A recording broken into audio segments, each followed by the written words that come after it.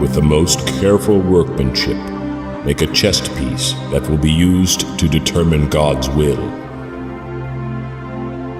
Use the same materials as you did for the ephod: fine linen cloth embroidered with gold thread and blue, purple, and scarlet yarn. This chest piece will be made of 2 folds of cloth, forming a pouch 9 inches square.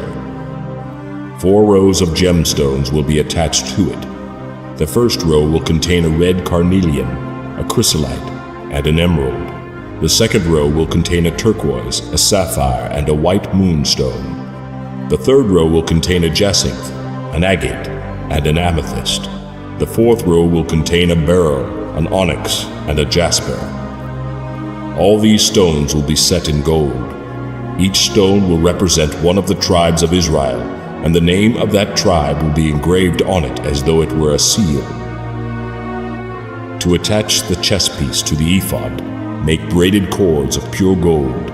Then make 2 gold rings and attach them to the top corners of the chest piece.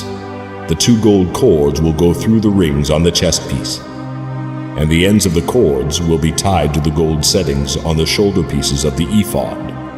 Then make 2 more gold rings and attach them to the 2 lower inside corners of the chest piece next to the ephod. And make 2 more gold rings and attach them to the ephod near the sash. Then attach the bottom rings of the chest piece to the rings of the ephod with blue cords. This will hold the chest piece securely to the ephod above the beautiful sash. In this way, Aaron will carry the names of the tribes of Israel on the chest piece over his heart when he goes into the presence of the Lord in the holy place. Thus the Lord will be reminded of his people continually. Insert into the pocket of the chest piece the Urim and Thummim, to be carried over Aaron's heart when he goes into the Lord's presence. Thus Aaron will always carry the objects used to determine the Lord's will for his people whenever he goes in before the Lord.